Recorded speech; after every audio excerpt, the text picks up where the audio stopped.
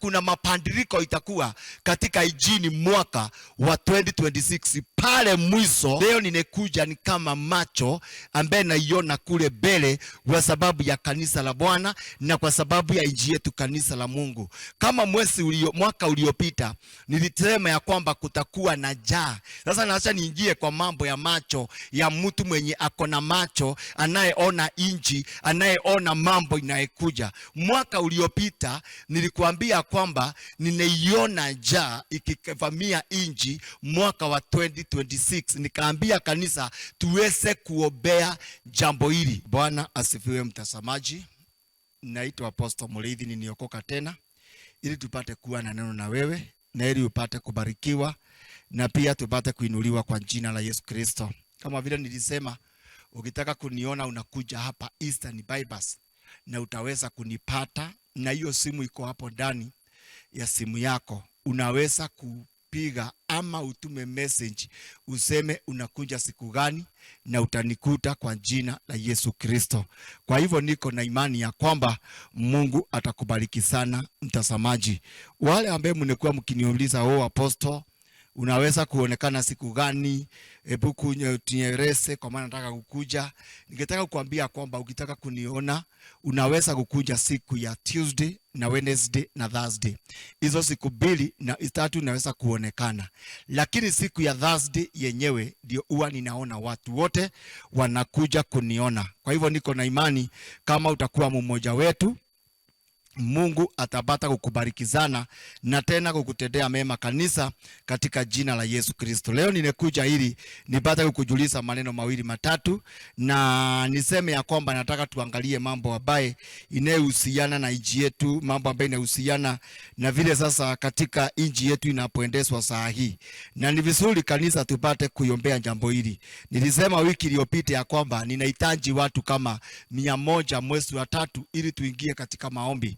Na niliona kama nimeandikiwa na watu karibu ya 15 ambaye niko na message zao walinitumia katika WhatsApp ya kwamba wakaniambia kwamba tutakuwa pamoja katika hiyo maombi, na nikashukuru sana kwa sababu inji yetu inahitaji maombi. Church of God, inji yetu inahitaji watu ambaye watakayesimama kwa sababu yake na ili Mungu aweze kukomboa inji yetu kwa jina la Yesu Kristo. Mtu mmoja alikuwa ananiuliza, kwani Apostle unakuwaga na wito gani ambaye unaililia inji na muragi? Lazima nitaililia inji hii kwa sababu kama sisi hatutasimama tutetee inji, I am tell you, hakuna atakayesimama aipate kuitetea. Kwa hivyo lazima basi tutasimama sisi wote tuitetee, na wewe na mimi ndiye tutakaye tetea inji hii katika jina la Yesu Kristo. Kabla niingie kwa neno, nilisikia kwamba kuna maandamano wanajenzi wanajiandaa kuanza tena kama vile ilivyokuwa wakati mwingine. Kwa hivyo mpendwa, wakati unaposikia nikikwambia tupate kuombea inji yetu, ni vizuri kuelewa ya kwamba tunahitajika katika maombi na maombi mengi, kwa sababu inji yetu pasipokuwa na maombi, I am tell you, inji yetu inaweza kuwa katika shida.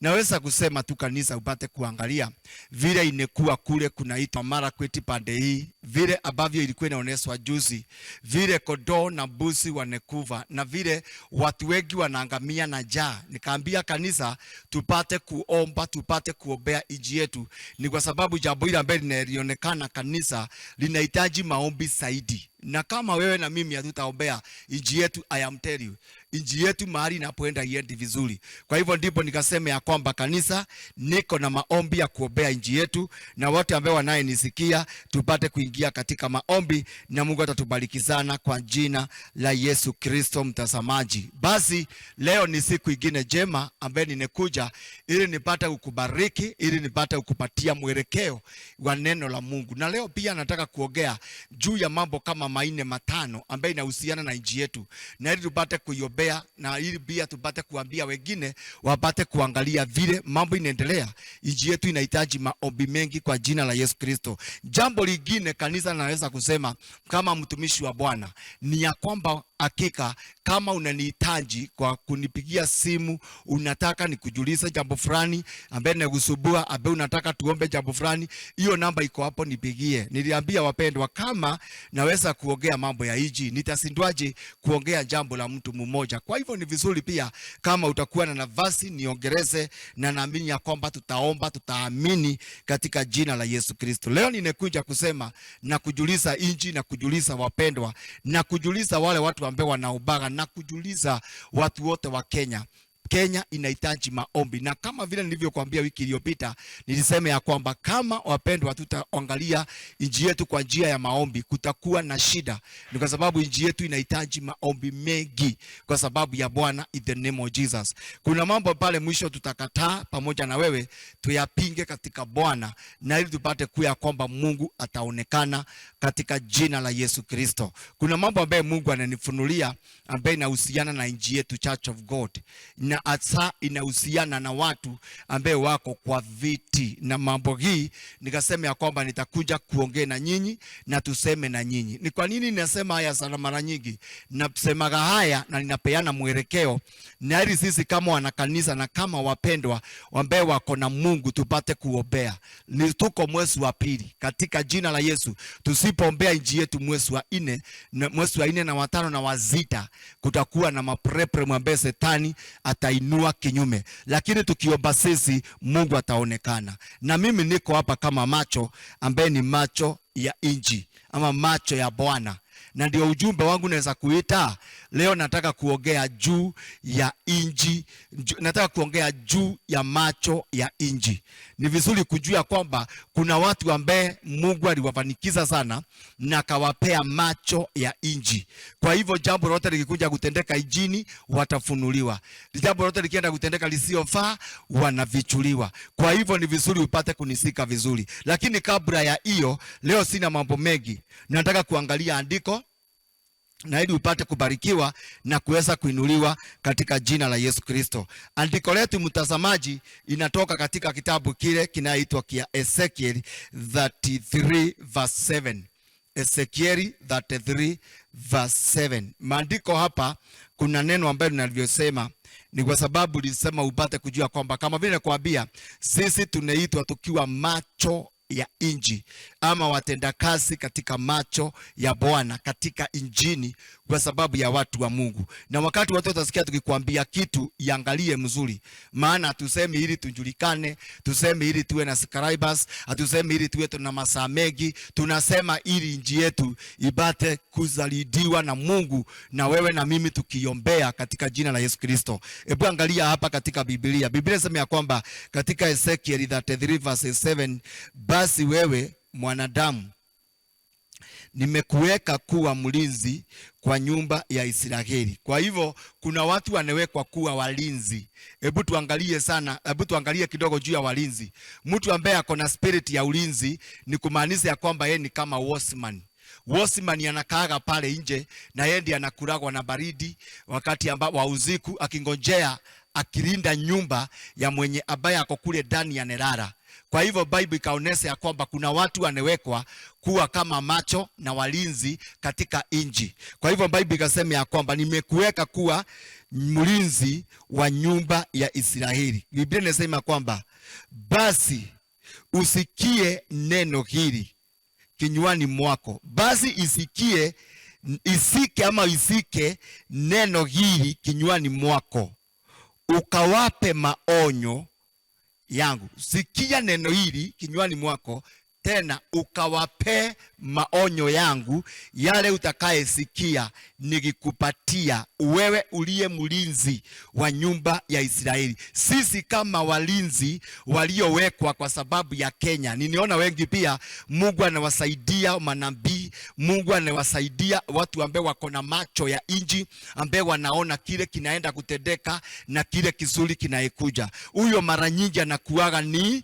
macho ya inji, na ndiye anayeitwa mlinzi wa macho, mlinzi wa Bwana kwa sababu ya Mungu. Kwa hivyo nasi pia kama tunawekwa walinzi wa Kenya, tutawaambia yale mambo kule mbele ambaye inepangwa, tutakuambia yale mambo pia Mungu anataka kuyatenda mazuri. Kwa hivyo wakati wote utakaposikia tukiongea, tutaongea. Mimi naweza kusikia leo ni kama apostle aniongea mabaya sana, na ni kama hizi kwingine apostle aniongea mazuri zaidi, na ni kama sena apostle aniongea juu ya watu waombe sana. Kama kipindi kiliopita niliongea sana watu waombe, na hata wiki hii pia nasema natafuta watu ambao watakaikuwa na waombezi ambaye tutaingia na wao mwezi wa 3, watu kama 100 tuweze kuomba na kuamini kwa pamoja kwa sababu ya Bwana. Kwa hivyo ningetaka kusema mara gani? Basi Mungu akasema nimekuweka kuwa wewe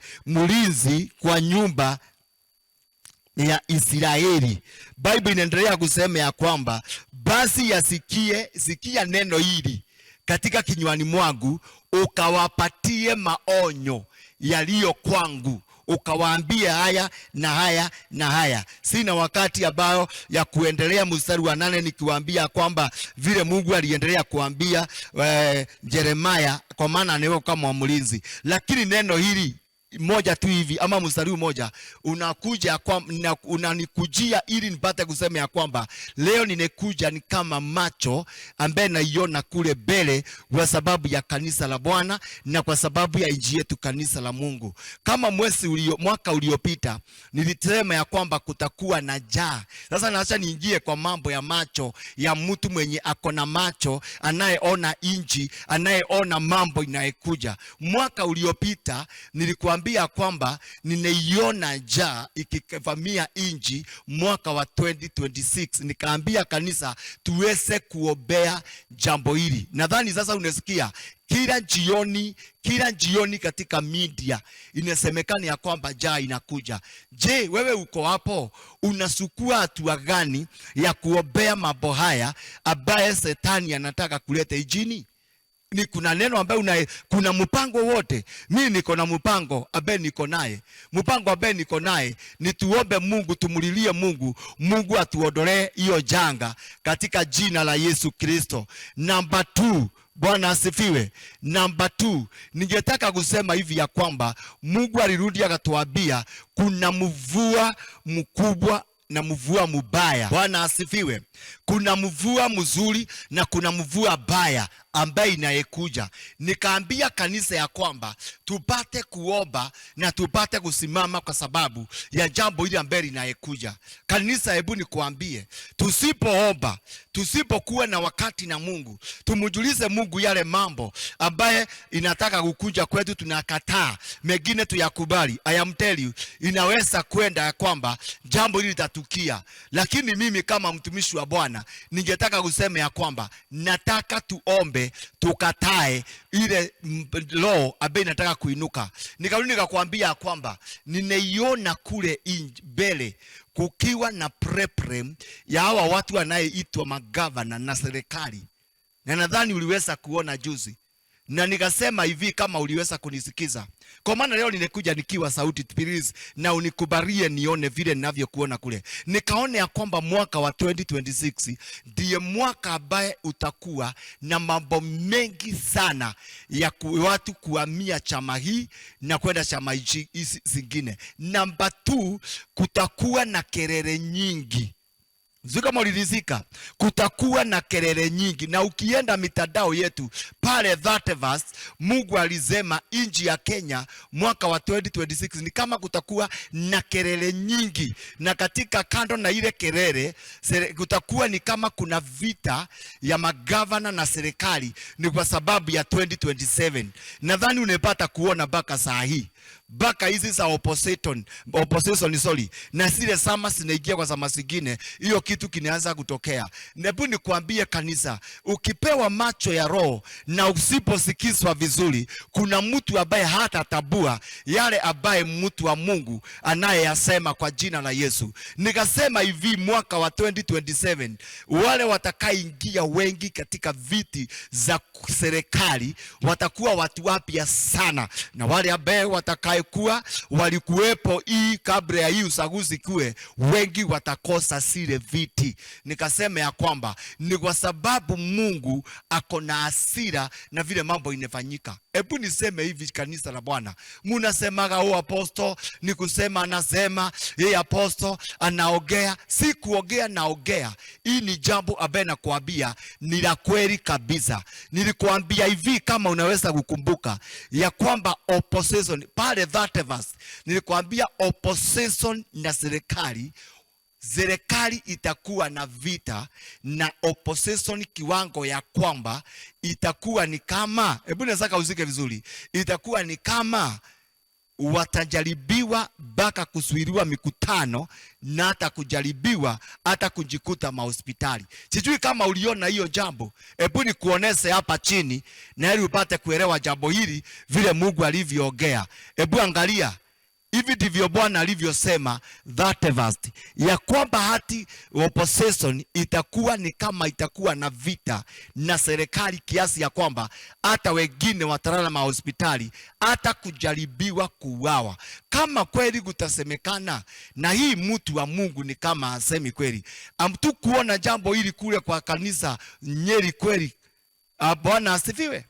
Jambo hili ni kumaanisha ya kwamba wakati unaposikia mtu wa Mungu akisema aya, inakuja kufanyika kama jinsi inavyosemekana katika jina la Yesu Kristo. Hebu niseme hivi, Church of God, ninesukua kwa maana kuna simu yangu inaanguka hapo. Hebu angalia neno hili Church of God, vile Biblia inasema katika kitabu cha Deuteronomy 29:29. Sijui kama unawahi jua andiko hili 29:29, na ndio mnatupiga kwa sababu sisi hatunyamazi na mnasanganyikiwa ni kwa nini tuko na wingi hivyo wa kuogea.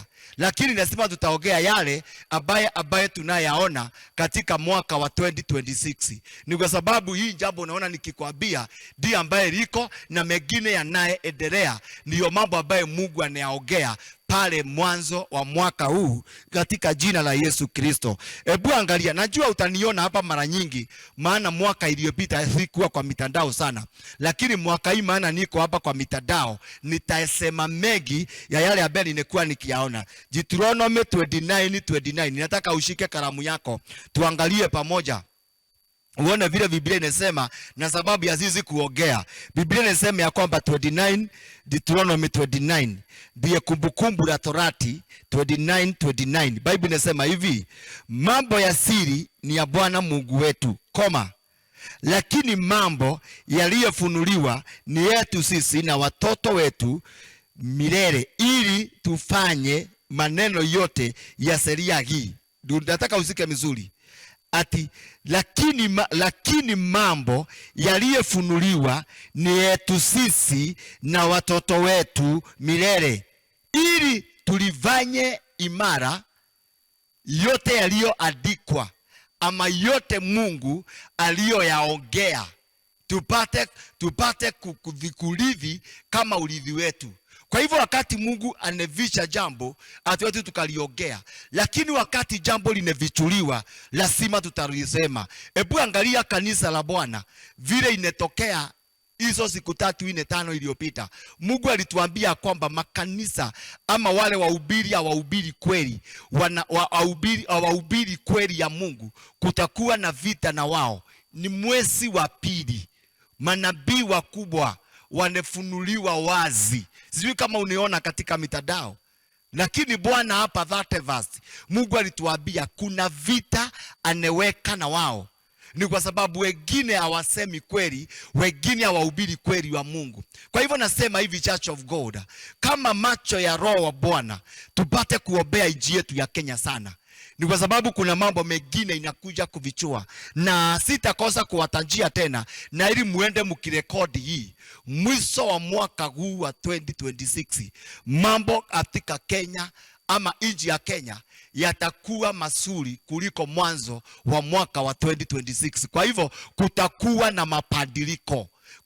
Kuna mabadiliko itakuwa katika injini mwaka wa 2026 pale mwisho. Basi Bwana kubariki sana na kutendee mema katika jina la Yesu Kristo. Kuna kanisa tunaendelea kuhamisa pale Utawala, na ninaweza ukuonesha picha zake saa hii, na ili kama uko na kitu yako unaweza kuweka hapo, nikiamini ya kwamba Mungu atakubariki. Hebu saidia hii change ambayo inaendelea. Najua ni kazi ambaye inahitaji Bwana kwa njia kubwa. Kwa hivyo kama vile unavyooneswa pale, hivyo ndivyo tunepomoa hiyo kanisa, na hiyo kanisa pia tunahamisa mahali pengine. Kwa hivyo kama unaangalia mahali yupo, jua ya kwamba ukitutumia mapati yako utufanyie kitu, Mungu atakubariki sana na atakutendea makubwa. Niliwaambia mimi si wale wahubiri wa kusema lete pesa, lete pesa. Ni kwa sababu ya nini? Mimi najua kwamba niko hapa kutumikia Mungu kwa sababu yako. Wacha nipate kukuombea na ili upate kubarikiwa katika jina la Yesu Kristo. Baba, katika jina la Yesu nasema ni asante kwa sababu ya kile unakitenda na kukifanya kwa sababu ya mpendwa huyu Bwana. Namuweka mbele zako na muombea Roho wako Mtakatifu Yesu akapata kutembea mbele yake. Washa Mungu wa mbinguni, mbingu yake na anga yake Jehova ikafunguliwe na wewe. Na niko na imani kutoka sasa mlango wako unaonekana. Wasio na kazi wapate kazi. Hii uchumi wa Kenya ambao unaendelea kuwa na shida, tunaomba Yesu kapate kuuponya. Na kila roho inesimama katika injini tunaiweka chini. Kila vivo vya watoto wadogo na pamoja na lipin ya watoto wachanga na kuuawa, hiyo spirit tunaikemea, tunailaani katika jina la Yesu Kristo. My Father, nasema ni asante. Jehova Mungu, nasema ubarikiwe ukapate kuinuliwa. Nasema hivi nikimalizia, diaspora people, kama vile nilivyowaambia, ni vizuri tuendelee kuombea watu wa kule diaspora. Niliona pia kukiwa na shida zaidi, na kule London nikaambiwa wale watu wanafurushwa kule, watu wanapelekwa Kenya ni wengi sana. Kwa hivyo wapendwa, tuendelee kuombea watu ambao wako nje ya Kenya, na naamini ya kwamba Mungu atawabariki. Kama uko na mtu ambaye uko naye nje ya Kenya, enda kwa pastor wako Sunday, mwambie muombe pamoja. Na kama uendagi kanisa, nipigie simu tuombe na tuamini, kwa sababu ya kuyo brother ama sister aliye kule nje. Maana tungetaka afurushwe ni kwa sababu ya kukosa makaratasi, na Mungu alituambia tukiomba Mungu atatenda. Kwa hivyo Mungu akubariki na kutendee mema katika jina la Yesu Kristo.